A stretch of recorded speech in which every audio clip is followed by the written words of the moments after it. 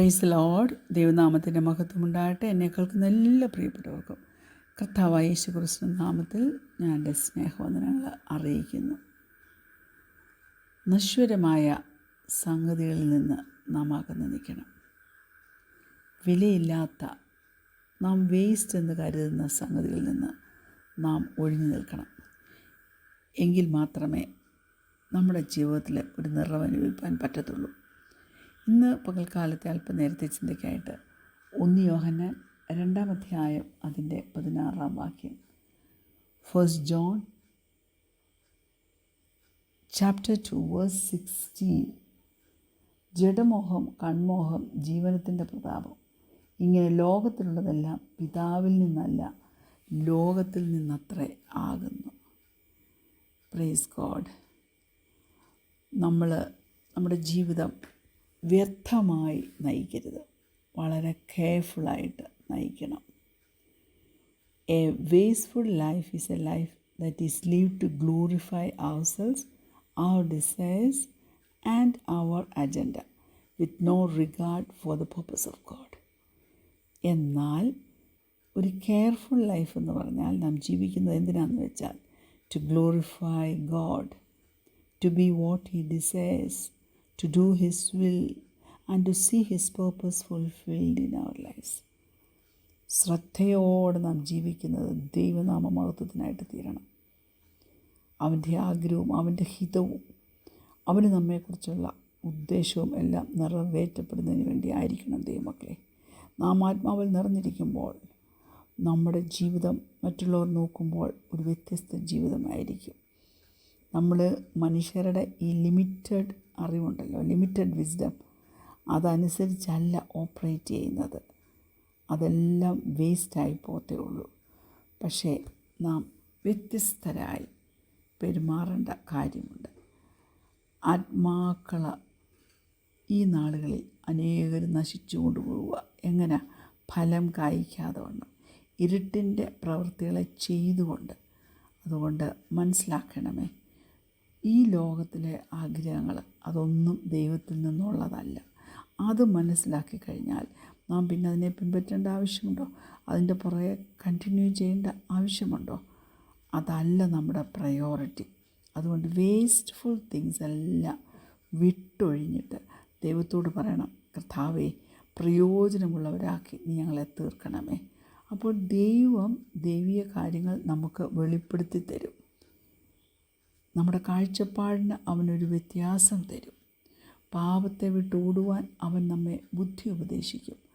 അങ്ങനെ ഒരു ദൈവീയ പ്രവൃത്തി ജീവിതത്തിൽ കണ്ട് ദൈവത്തെ മഹത്വപ്പെടുത്തുവാൻ നമുക്ക് കഴിയും. ദൈവത്തോടുള്ള നമ്മുടെ സ്നേഹം വർദ്ധിക്കുന്നുണ്ടോ?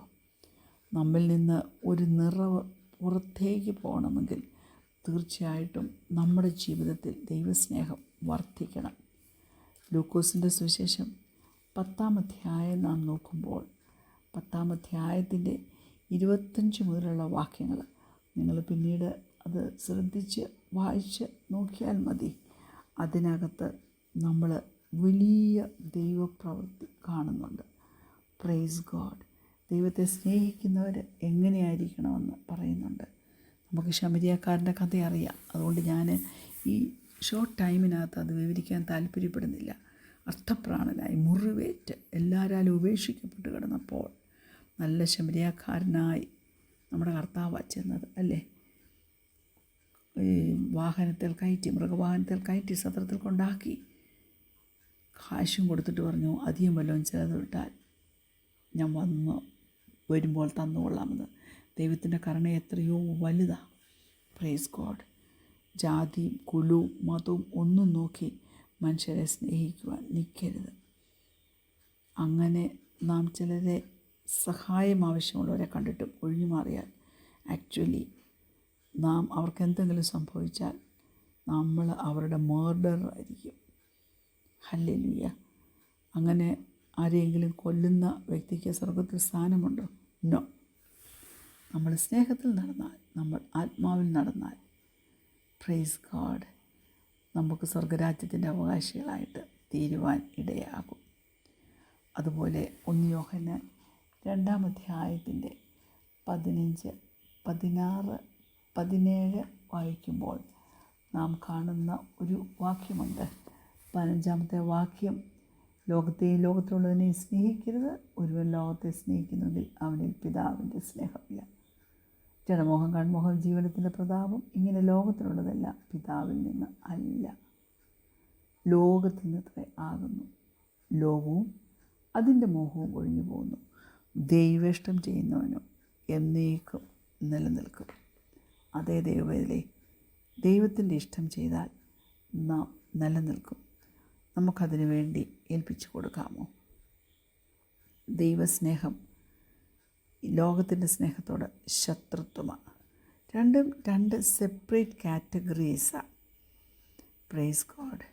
ഇതെല്ലാം നമ്മൾക്കറിയാമെങ്കിലും നമ്മൾ മനസ്സിലാക്കിയിരിക്കേണ്ട ഒരു കാര്യം. യോഹന്നാൻ്റെ സുവിശേഷം 14-ാം അധ്യായം അതിൻ്റെ 21-ാമത്തെ വാക്യത്തിനകത്ത് പറയുന്നുണ്ട്. John chapter 14 verse 21. എൻ്റെ കൽപ്പനകൾ ലഭിച്ച് പ്രമാണിക്കുന്നവൻ എന്നെ സ്നേഹിക്കുന്നവനാകുന്നു. എന്നെ സ്നേഹിക്കുന്നവനെ എൻ്റെ പിതാവ് സ്നേഹിക്കുന്നു. ഞാനും അവനെ സ്നേഹിച്ച് അവന് എന്നെ തന്നെ വെളിപ്പെടുത്തും. അപ്പോൾ നമുക്ക് സ്നേഹമുണ്ടെങ്കിൽ നാം എന്ത് ചെയ്യണം? We have to keep his commandments. നാം അവൻ്റെ കമാൻഡ്മെൻറ്റ്സ് കീപ്പ് ചെയ്യുവാണെങ്കിൽ we are showing him we respect, fear and ultimately love him. അങ്ങനെ ആയിരിക്കാൻ പറ്റുമോ? ദൈവത്തിലെ ആരാധന പ്രാധാന്യമർഹിക്കുന്നത്. എന്നാൽ അങ്ങനെ ദൈവത്തെ ആരാധിക്കുന്നത് എന്നവൻ്റെ പേര് പറഞ്ഞ് ചിലപ്പോൾ സൺഡേ രാവിലെ മോർണിംഗ് ചെന്ന് നിന്ന് ആരാധിക്കുന്നതിനേക്കാൾ വലുതാണ് നമ്മുടെ ദൈവത്തെ നാം ഒന്ന് സ്നേഹിക്കുന്നത്, അവൻ്റെ കൽപ്പനകൾ നാം ഒന്ന് പിൻപറ്റുന്നത്. Praise God. ദൈവം എന്തിനെയൊക്കെ സ്നേഹിക്കുന്നോ അതിനെയൊക്കെ സ്നേഹിപ്പാൻ നാം ബാധ്യസ്ഥര. പറ്റുമോ? ദൈവസന്നിധിയിൽ ഏൽപ്പിച്ചു കൊടുക്കുക. എന്നിട്ട് നാം അവൻ്റെ സ്നേഹത്തിൽ വസിക്കണം. Praise God. നാം ഇപ്പോൾ പ്രാർത്ഥിക്കുന്നതും ആഗ്രഹിക്കുന്നതും എന്തിനാ? അവർ love for him and for others should increase. Praise God. അപ്പോൾ കൂടിക്കഴിഞ്ഞ് ഇൻക്രീസ് ചെയ്ത് കഴിഞ്ഞിട്ട് എന്ത് ചെയ്യണം? നാം ആ സ്നേഹത്തിൽ വസിക്കണം. യോഹന്നാൻ്റെ സുവിശേഷം 15 പറയുന്നുണ്ട്, എബൈഡ് ഇൻ ഹിസ് ലവ്. അവനിൽ വസിപ്പിൻ, എബൈഡ് ഇൻ ഹിം. എബൈഡ് എന്ന് വെച്ചാൽ എന്നറിയാം? To live in, to dwell in. അതായത് നമ്മളൊരു വീട്ടിലെങ്ങനെ താമസിക്കുന്നോ അതുപോലെ സ്നേഹത്തിലങ്ങ് താമസിക്കാൻ. അത് നമ്മൾ റിസൈഡ് ചെയ്യുന്ന സ്ഥലമാണ് അത്. അപ്പോൾ സ്നേഹത്തിൽ നാം എബൈഡ് ചെയ്യണമെങ്കിൽ നമ്മൾ വസിക്കുന്നത് സ്നേഹത്തിലായിരിക്കണം. നമ്മളെപ്പം കണ്ടാലും നാം സ്നേഹത്തിലായിരിക്കണം. Praise God. ഗോസ്പൽ ചാപ്റ്റർ 15 ഒത്തിരി ശക്തിയേറിയ സത്യങ്ങൾ അടങ്ങിയിട്ടുണ്ട്. Praise God. യോഹന്നാൻ്റെ സുവിശേഷം 15-ാം അധ്യായത്തിൻ്റെ 7, 8, 9 ഞാൻ നിങ്ങളുടെ ശ്രദ്ധയിലൊന്ന് കൊണ്ടുവരട്ടെ. നിങ്ങളെന്നിലും എൻ്റെ വചനം നിങ്ങളിലും വസിച്ചാൽ നിങ്ങൾ ഇച്ഛിക്കുന്ന എന്തെങ്കിലും അപേക്ഷിപ്പീൻ, അത് നിങ്ങൾക്ക് കിട്ടും. നിങ്ങൾ വളരെ ഫലം കായ്ക്കുന്നതിനാൽ എൻ്റെ പിതാവ് മഹത്വപ്പെടുന്നു. അങ്ങനെ നിങ്ങളെൻ്റെ ശിഷ്യന്മാരാകും.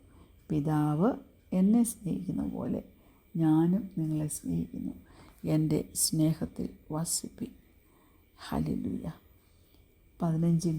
യോഹന്നാൻ 15:26 ഇങ്ങനെ പറയുന്നു, ഞാൻ പിതാവിൻ്റെ അടുക്കൽ നിന്ന് നിങ്ങൾക്കയപ്പാനുള്ള കാര്യസ്ഥനായി പിതാവിൻ്റെ അടുക്കൽ നിന്ന് പുറപ്പെടുന്ന സത്യാത്മാവ് വരുമ്പോൾ അവൻ എന്നെക്കുറിച്ച് സാക്ഷ്യം പറയും. Praise God. നാം അവൻ്റെ സ്നേഹത്തിൽ വസിക്കട്ടെ. ഹല്ലേലൂയ. പരിശുദ്ധാത്മാവ് വന്ന് നമ്മെ അക്കമ്പനി ചെയ്യട്ടെ. എന്നിട്ട് നമ്മെ ഫില്ല് ചെയ്തിട്ട് എന്തിനാ? ഓവർഫ്ലോ ചെയ്യുവാൻ. Praise God. ദൈവത്തിൻ്റെ സ്നേഹം നമ്മിൽ ഓപ്പറേറ്റ് ചെയ്യട്ടെ. ഹല്ലേലൂയ. അതുകൊണ്ട് ദൈവമക്കളെ ഉണർന്നിരിക്കാം. എല്ലാ വെറുപ്പും വിദ്വേഷവും ഒക്കെ നമുക്ക് വിട്ടുകളയാം. നമ്മൾ അവൻ്റെ സ്നേഹത്തിൽ വസിക്കുമ്പോഴുണ്ടല്ലോ, നമ്മെ തോൽപ്പിക്കാൻ ആർക്കും പറ്റത്തില്ല. We become അൺകോൺകറബിൾ. കണ്ണടയ്ക്കാം, പ്രാർത്ഥിക്കാം. കർത്താവേ, ദൈവത്തിൻ്റെ സ്നേഹത്തിൽ വസിപ്പാൻ, ദൈവത്തിൻ്റെ വചനത്തിൽ വസിപ്പാൻ, നിന്നിൽ വസിപ്പാൻ നീ ഞങ്ങളെ സഹായിക്കണമേ. ലോകവും അതിൻ്റെ മോഹവും ഒഴിഞ്ഞു പോകുമ്പോൾ, ശത്രു പരാജയപ്പെടുമ്പോൾ, ശത്രുവിൻ്റെ ഒരായുധവും ഞങ്ങളിൽ ഏശാതവണ്ണം ഞങ്ങളുടെ ഫോക്കസ് നിത്യത മാത്രമായിരിക്കട്ടെ. നിൻ്റെ അടുക്കലെത്തി വിശ്രമിപ്പാൻ അവസരം ജീവിതത്തിൽ ഒരുക്കി തന്നാട്ട്. യേശുവിൻ്റെ നാമത്തിൽ തന്നെ ആമീൻ. Praise the lord. God bless you all. Hallelujah.